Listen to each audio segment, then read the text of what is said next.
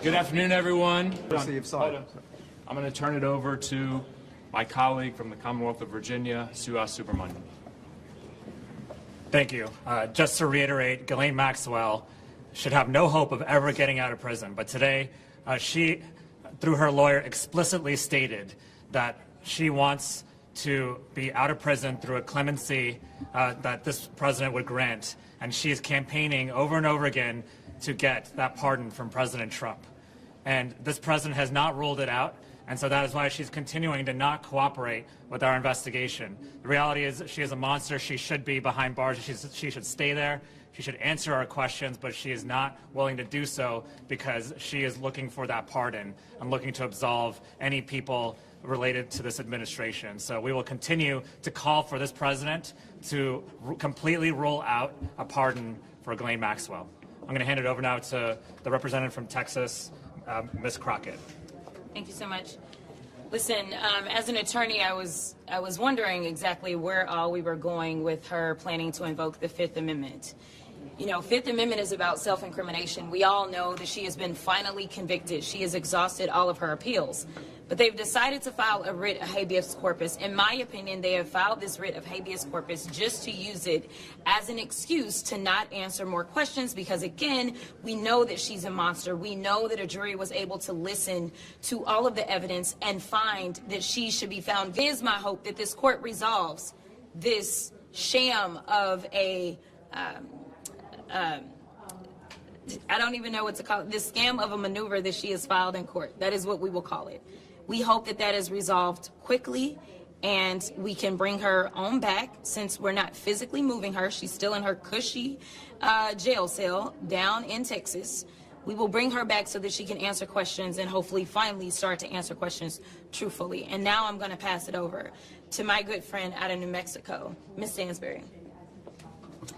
All right, well, good morning, everyone. It is Monday, February 9th. We are just walking out of the deposition with Ghislaine Maxwell after the House Oversight Committee has subpoenaed Ms. Maxwell to speak to the committee in our ongoing bipartisan investigation into the crimes of Jeffrey Epstein and to hold those accountable who have not yet been investigated and convicted of those crimes. As was evidenced this morning, Ghislaine Maxwell did not provide information to the committee and instead invoked her blanket Fifth Amendment rights. While we are not able to speak to the specifics of what was said within the deposition until the deposition record is made public, it is very clear that she used this opportunity to not only campaign for clemency as she has been doing, but also to send a direct message that she is hoping that people who were sitting in the deposition will transmit to the President of the United States, which is that her silence can be bought through clemency. It is very clear that that is the message that she is trying to send directly to Donald Trump himself. Directly. She is telling Donald Trump through her deposition that she is trying to buy her clemency.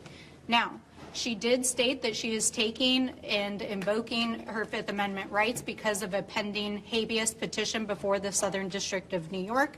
But let us be clear. Her case appeals have already gone to the United States Supreme Court and they have been denied. She is not being released from jail unless, of course, Donald Trump buys what she's selling. So we want to be clear that she is exactly where she's supposed to be in terms of her conviction, and she needs to go back to the prison where she belongs. Now, we have a lot of questions for Ms. Maxwell with regards to what actually happened in Epstein's affairs, who was directly involved in the sex trafficking, money laundering, and influence peddling scheme that she and Jeffrey Epstein were involved in, how Donald Trump was involved and whether or not he committed any crimes himself, as did his many associates who are named in the Department of Justice files. Let us be clear that Donald Trump is not only named thousands of times in the latest release from the Department of Justice, he is named over 38,000 times in the files that were released 2 weeks ago alone. And we know that that only represents half of the files that the Department of Justice has in its possession, including files that were used for direct investigations of perpetrators, people who committed crimes, people who were co-conspirators in those crimes, and individuals who knew of those crimes. We know that there are multiple administration officials, including Howard Lutnick, Elon Musk, who served as the appointee for the DOJ efforts in the White House. We know that the Secretary of Navy, we know that Steve Bannon, we know that there are more than 36 associates, family members, and individuals directly associated with Donald Trump named in those files. Late last week, that the Department of Justice would allow members of Congress to view the unredacted files of the files that have been released, and many of us will head to the Department of Justice today to look at the memos and internal documents of Department of Justice that were removed from the website to understand why names of survivors were unmasked and why and who the Department of Justice is shielding as they have redacted files that include perpetrators and co-conspirators. And with that, we will stand for questions. Can you talk about if there was a conversation around Howard Lutnick, for example? I know Comer said he didn't want to disrupt the other 5 depositions that they have scheduled, but I don't know how even just trying to speak to Comer would disrupt the other 5. So I wonder if you could help us understand. With regards to this deposition With regards to any future deposition with Howard Lutnick or some of the others that you described. The committee is keeping an ongoing list of individuals we would like to subpoena. It's really important for folks to understand that in order for us to subpoena anybody, the majority has to consent. And so while we appreciate that there is bipartisan cooperation in this case, we have a whole list of individuals we would like to subpoena before the committee that they have not consented to. Of course, we would like to speak to Secretary Lutnick, and I personally believe that Mr. Lutnick needs to step down immediately. Ma'am, Can I just what get is clarity? your message to Lutnick? what is your message to survivors amid this sort of wall of silence that we've seen today from Ghislaine Maxwell? Our message to survivors is that we are here to bear witness, to fight for justice, and to fight for convictions. Yeah, I mean, we're standing with them. We have been in communication with those survivors that are really, there are a certain number of survivors that are really more involved than others, and they are standing for their fellow other survivors. They're out front.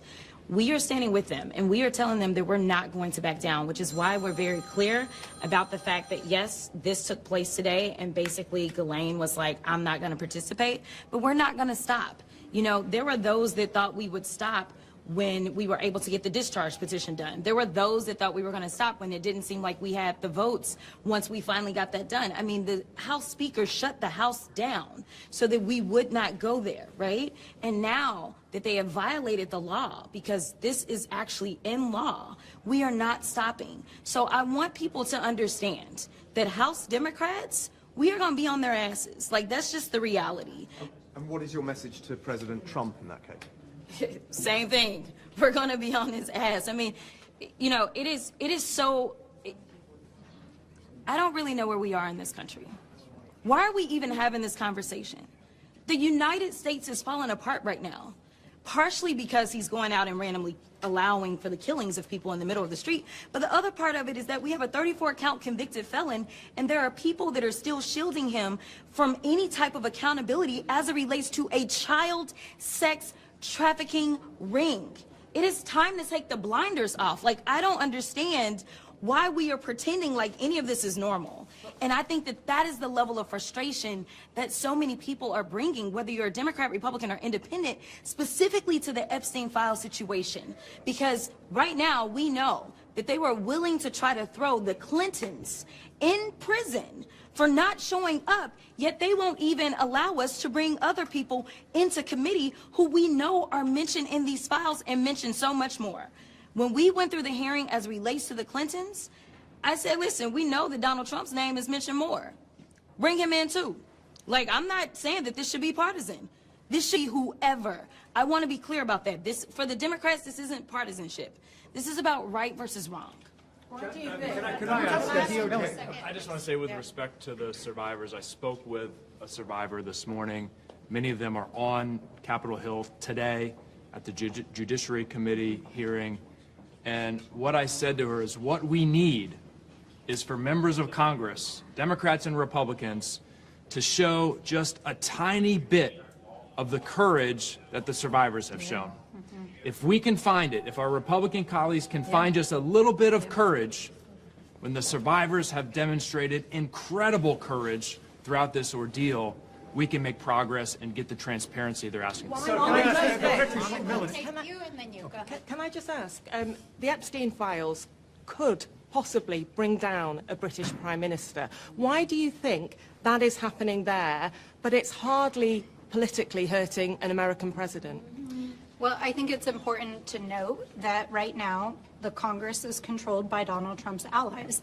And our Speaker of this House preferred to keep the House of Representatives shut for more than 40 days so that we could not advance the Epstein Files Transparency Act. He is being actively shielded by members of his own party, whereas in other countries, including the UK, members of parliament are demanding accountability. And that is why our plea is to the American people. We need to hold these people accountable. And my message to Donald Trump is, we're coming for you. We are not moving on. I'd like to ask you just a couple of things. First of all, about the demeanor of Ghislaine Maxwell. What did she say? How did she look? Can I also ask, we've heard from your committee before that you want to hear from the former Prince Andrew and from Peter Mandelson. Do you think there are questions for the broader British royal family, King Charles? Yeah, Ghislaine Maxwell was once again unrepentant. She was very robotic. And, you know, she was not at all remorseful about pleading the Fifth today. I think, again, this is all strategy for her to try to get a pardon from President Trump, and she has never shown any remorse for the victims in this entire case. And the royal family. So as it relates to that part, I think that we want to speak to anyone who has information. Now, again, being an attorney, it's been quite frustrating that the Department of Justice has continued to hold files against the law and against the subpoenas, right? But what you would normally do is you would start with the evidence. So it's a matter of us taking a look at the evidence and trying to see who it is that is involved in this very tangled web. I think that we should speak to anybody, even if that means that we go that high. Now, do I have any evidence to suggest that there's anything there at this moment? Not necessarily, but I do want to see everything, and I will be clear about this. When we had our large roundtable where we talked to so many survivors, they did say that this has impacted high levels of government across the world, not just in England. They talked about multiple other countries. And so for us, we want to follow this because for all I know, we know that Epstein is gone, but does it mean that the ring is gone? Because of the sophistication in the way that this was set up, we need to make sure that we're not only fortifying our democracy here, but we need to make sure that there's not some cabal that is operating currently and still engaging in this type of behavior. And I think that is why it's so important that these survivors have come forward in this moment, because we don't know that it's not continuing to go on right now. We just know that Epstein is gone. We know that Maxwell is gone. But it wasn't just the two of them. And I think that that is why it is important that we review those files.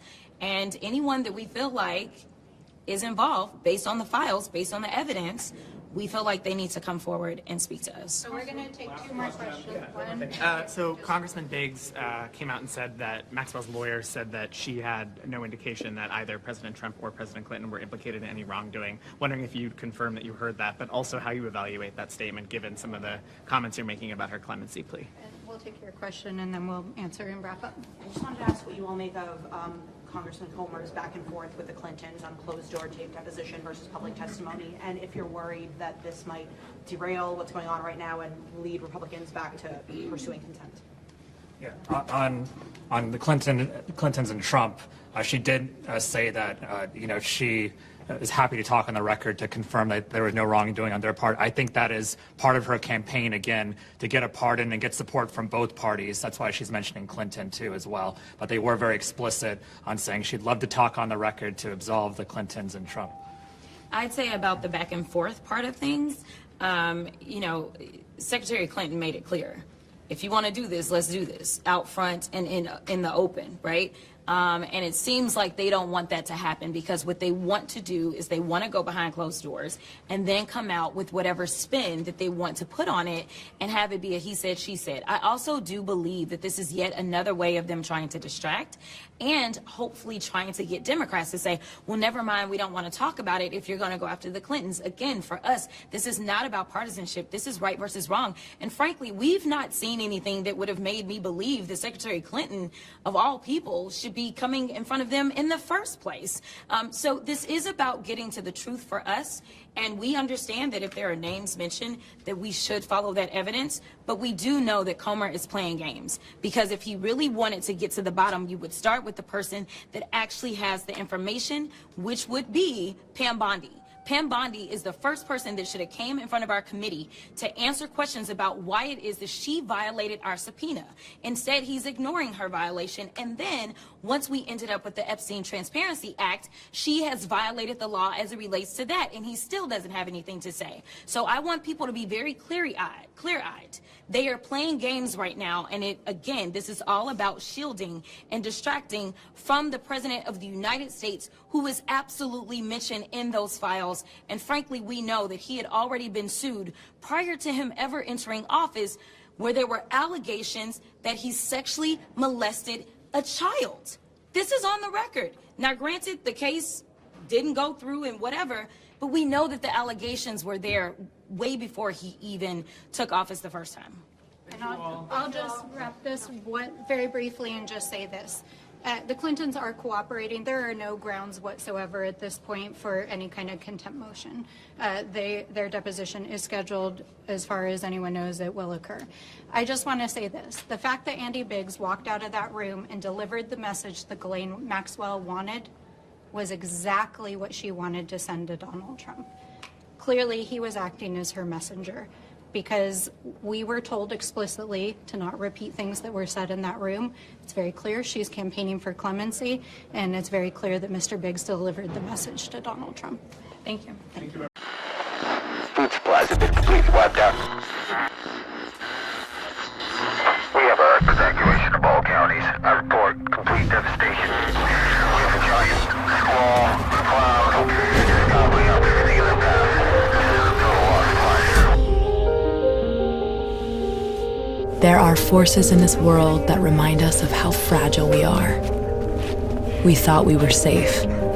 We thought it could never happen to us. Then life, like a fog, descends upon us, blanketing our memories. Through the haze, we travel its hidden paths, lost in its secret places. And when the storm, turbulent and immovable, forces us to shelter, we remember. It calls to us, calls us back. Back to the ports and the harbors of our past. We fight the currents that pull and drag us off course, not a light or star to chart the way. And when we arrive, we don't always know it at first, the places we once loved guised by time. Then we see it, the place we've been trying to get back to. Safe at last, we've found our way home.